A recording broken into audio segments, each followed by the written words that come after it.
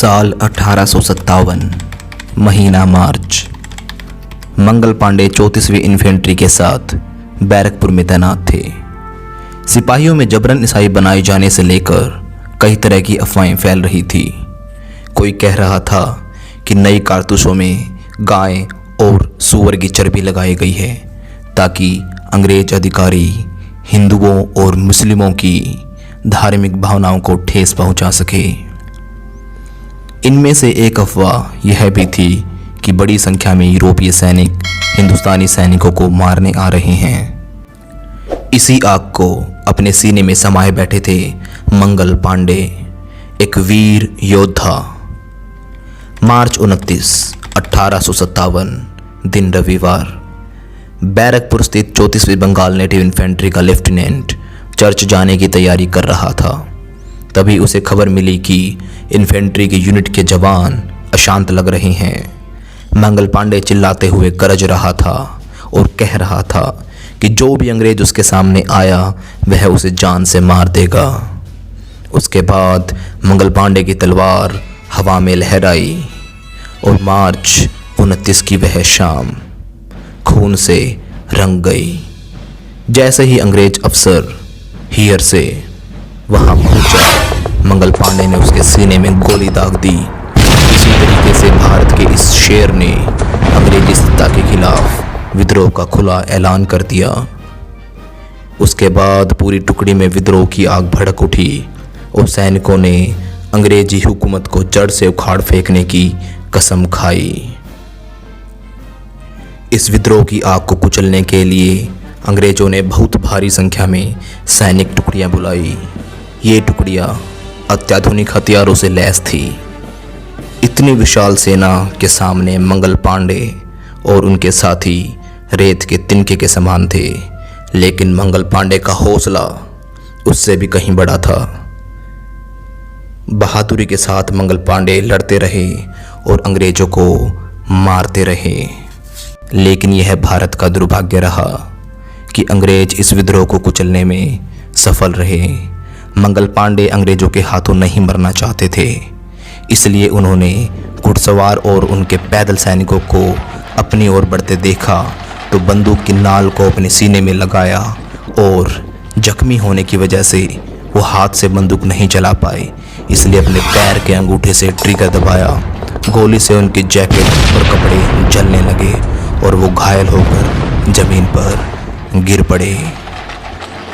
और इस तरह फिरंगियों ने उन्हें पकड़ लिया और 8 अप्रैल 1857 को भारत के इस वीर शेर, एक महान योद्धा को फांसी के तख्ते पर लटका दिया।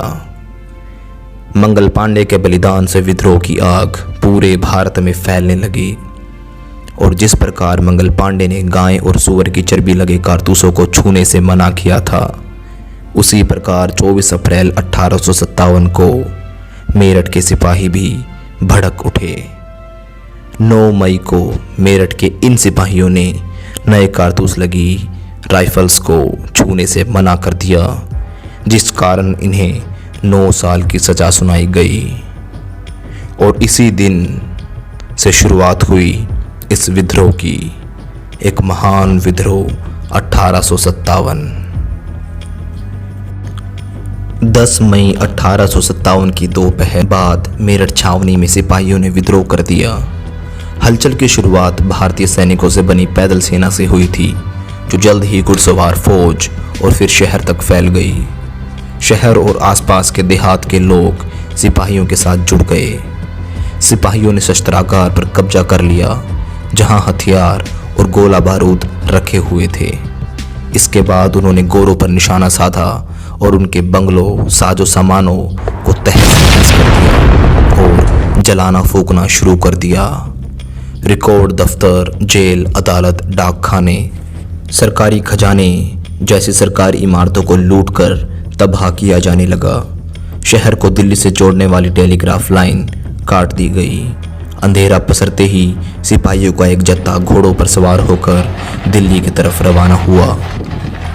यह जत्था 11 मई को सुबह लाल किले के फाटक पर पहुंचा।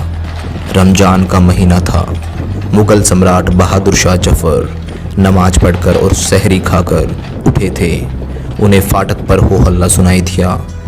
बाहर खड़े सिपाहियों ने जानकारी दी कि हम मेरठ के सभी अंग्रेज पुरुषों को मार कर आए हैं, क्योंकि वे हमें गाय और सूअर की चर्बी में लिपटे कारतूस दांतों से खींचने के लिए मजबूर कर रहे थे। इससे हिंदू और मुसलमान सबका धर्म भ्रष्ट हो जाएगा। इस प्रकार विद्रोह का बिगुल तो सैनिकों ने बजाया। जुल्म के खिलाफ एक आवाज उठाई गई। एक महान योद्धा एवं अन्य सैनिकों ने बलिदान भी दिया, परंतु इसके पश्चात इसमें सिर्फ सैनिक नहीं, किसान, जमींदार, राजा व नवाब और यहाँ तक स्वयं मुगल सम्राट बहादुर शाह जफर भी शामिल थे। तांत्या टोपे, नाना साहिब, बेगम हजरत महल, कुंवर सिंह के साथ देश की महान वीरांगना झांसी की रानी लक्ष्मीबाई भी विद्रोह की इस आग में कूद पड़ी थी और अंग्रेजी तख्त के खिलाफ अपनी तलवार को उठाया। ये वो लोग थे जिन्होंने अंग्रेजी हुकूमत को जड़ से उखाड़ने का निश्चय किया। बुंदेले हर बोलो के मुंह, हमने सुनी कहानी थी, खूब लड़ी मर्दानी वो तो झांसी वाली रानी थी। भारत को आज़ादी भले ही 1947 में मिली, परंतु इसके लिए संघर्ष लगभग 100 वर्ष पूर्व ही आरंभ हो चुका था। वास्तव में इस 1857 की क्रांति का स्वर्णिम इतिहास ही कालांतर में कई स्वतंत्रता सेनानियों के लिए प्रेरणादायी बना। ये क्रांति तब हुई जब नेटवर्क की ज़्यादा विकसित सुविधाएं नहीं थी। केंद्र में अंग्रेजों की सत्ता को हिलाने के लिए कोई नेतृत्व भी नहीं था और ना ही कोई संगठित समूह या निर्धारित योजना थी जिससे क्रांति को सफल बनाया जा सके।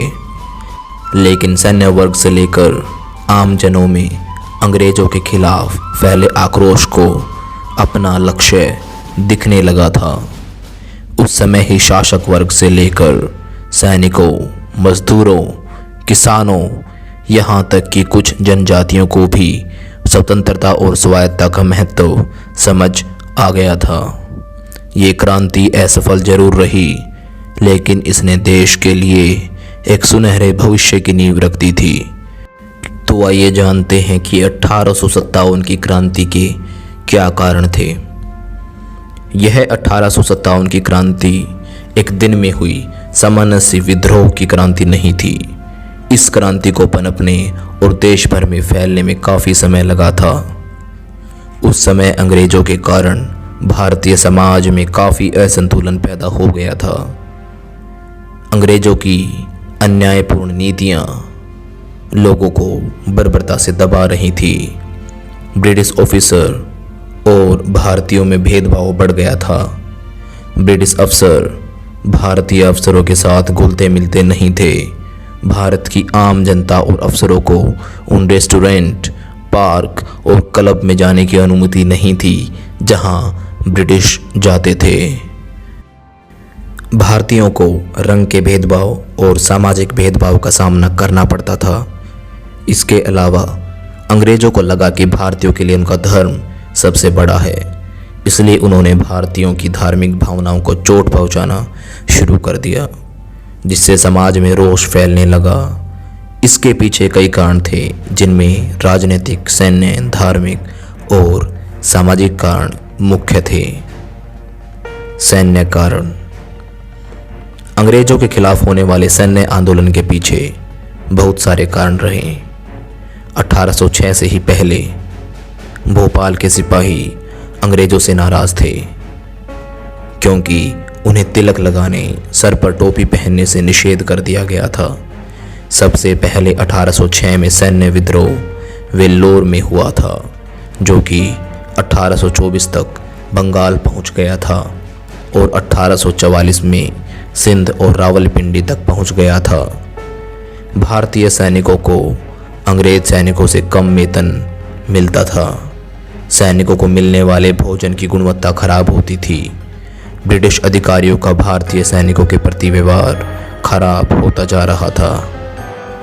भारतीय सैनिकों को अपने घर परिवार से दूर युद्ध पर भेजा जाता था। भारतीय सैनिकों का वेतन 9 रुपये प्रति माह था और इसी के साथ हिंदू सैनिक काला पानी तक जाने के लिए समुद्र को पार करने के कारण भी गुस्से में थे। इस दौरान ही एनफील्ड राइफल भी आर्मी में लाई गई, जो कि 1857 की क्रांति का सबसे बड़ा कारण बनी। इस राइफल की बुलेट पर ग्रीस का पेपर लगा होता था। सैनिकों को अपने दांतों से इसे हटाना होता था। हिंदू और मुस्लिम ने इसका विरोध किया क्योंकि हिंदुओं को लगता था कि इसमें गाय की चर्बी इस्तेमाल की गई है, जबकि मुस्लिमों को लगा कि इसमें सूअर की चर्बी का उपयोग किया गया है। इससे दोनों पक्षों की धार्मिक भावनाएं आहत हो गई। मंगल पांडे के नेतृत्व में सैनिकों ने विद्रोह छेड़ दिया। ये विद्रोह सैनिकों ने किया था, इसलिए इसे अंग्रेज अधिकारियों ने सैन्य विद्रोह की संज्ञा दी। जब ये विद्रोह दिल्ली पहुंचा तो क्रांतिकारियों ने बहादुर शाह जफर को इस क्रांति का लीडर घोषित कर दिया।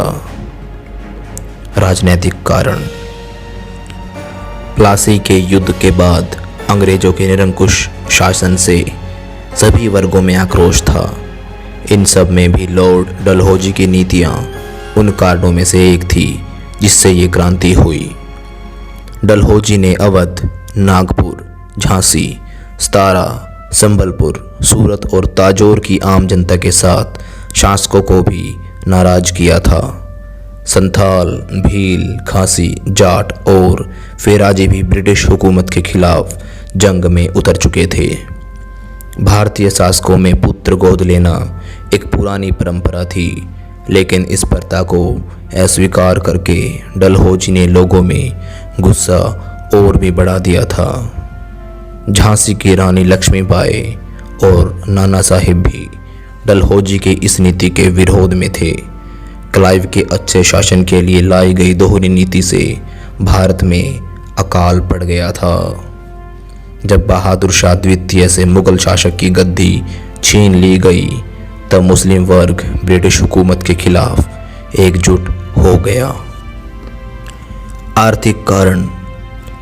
प्लासी के युद्ध के बाद देश में गरीबी बढ़ गई थी क्योंकि ब्रिटिश सरकार ने भारत से डायमंड, सोना, चांदी और अन्य बेशकीमती वस्तुएं छीन ली थी। अंग्रेज यहाँ से कच्चा माल कम दरों पर खरीदकर यहीं पर ऊंचे दामों में बेचा करते थे। भारत का बाजार मैनचेस्टर कपड़ों से भर गया था, जिसके कारण आखिर में यहाँ की हैंडीक्राफ्ट इंडस्ट्री खत्म हो गई। इस तरह से चीज़ों की कीमत बढ़ जाने और आमदनी कम होने के कारण यहाँ अकाल और महामारी फैलने लगी थी। दीवानी हासिल करने के बाद ज़मीनों की लागत भी बढ़ गई थी। भारतीयों का वेतन अंग्रेज़ों से बहुत कम था, जिससे आर्थिक असंतुलन पनपने लगा था। भारत के छोटे छोटे उद्योगों को समाप्त किया जाने लगा था। यहाँ की क्राफ्ट्समैन, मजदूर और किसान गरीब होने लगे थे। ये सभी वर्ग बढ़े हुए करों का बोझ भी नहीं उठा पा रहे थे। धार्मिक कारण। भारत में अनेकों परंपराएं थी, जैसे कि बाल विवाह एवं सती प्रथा। इन दोनों प्रथाओं को भी अंग्रेजों ने रोक दिया था, जिससे कि हिंदुओं की धार्मिक आस्थाओं को ठेस पहुंची। इसी प्रकार सेना में तिलक लगाने, पगड़ी पहनने और दाढ़ी रखने पर भी रोक लगा दी गई थी, जिससे भी धार्मिक भावनाएं आहत होती जा रही थी और लोग आक्रोश की भावना बढ़ती जा रही थी। भारत में तेजी से पैर पसारती पश्चिमी सभ्यता को लेकर समाज के बड़े वर्ग में आक्रोश था। 1850 में ब्रिटिश सरकार ने हिंदुओं के उत्तराधिकार कानून में बदलाव कर दिया और अब क्रिश्चियन धर्म अपनाने वाला हिंदू ही अपने पूर्वजों की संपत्ति में हकदार बन सकता था। इसके अलावा मिशनरियों को पूरे भारत में धर्म परिवर्तन की छूट मिल गई थी। लोगों को लगा कि ब्रिटिश सरकार भारतीय लोगों को क्रिश्चियन बनाना चाहती है। भारतीय समाज में सदियों से चली आ रही अनेकों प्रथाओं को अंग्रेजी सरकार ने नष्ट कर दिया, जिससे जनता में असंतोष पैदा हुआ। 1857 की क्रांति एक बहुत बड़ी क्रांति थी, परंतु भारत का दुर्भाग्य कि ये असफल रही। क्या कारण थे कि भारत में 1857 की क्रांति असफल रही? 1857 की क्रांति सफल ना हो सकी, लेकिन इसने भारतीय जनमानस पर काफ़ी प्रभाव छोड़ा, जिसका परिणाम देश ने 100 वर्ष उपरांत स्वतंत्रता के पहले संग्राम के रूप में देखा। इसकी असफलता के कई कारण थे। इस क्रांति के लिए कोई प्लानिंग नहीं की थी, ना कोई संगठन था। अलग अलग जगहों पर होने के कारण भी इस क्रांति को दिशा नहीं मिल सकी। साथ ही हर जगह होने वाली क्रांति का समय भी अलग अलग था, जिससे किसी भी इलाके में क्रांति की चिंगारी सुलगते ही अंग्रेज सतर्क हो जाते थे और वो इसके दमन के लिए तैयार रहने लगे थे। हर नेता का एजेंडा अलग था। हालांकि सभी नेता अंग्रेजी हुकूमत के खिलाफ थे, लेकिन उनके एक साथ संगठित होकर क्रांति नहीं होने से वो अंग्रेज़ों के सामने कमज़ोर थे। बहुत सारी जगहों पर सामान्य जन क्रांति की क्रूरता और इसके परिणामों से डरे हुए थे, क्योंकि इससे पहले भारतीयों ने सत्ता के विरुद्ध कोई ऐसा सीधा युद्ध नहीं देखा था जो समाज के बीच में से निकलकर आए।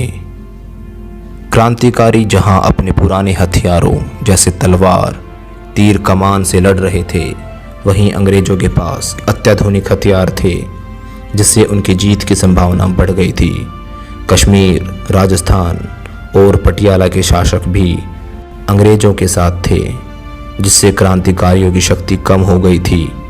बड़े जमींदार और शाही घराने अंग्रेज़ों के साथ थे।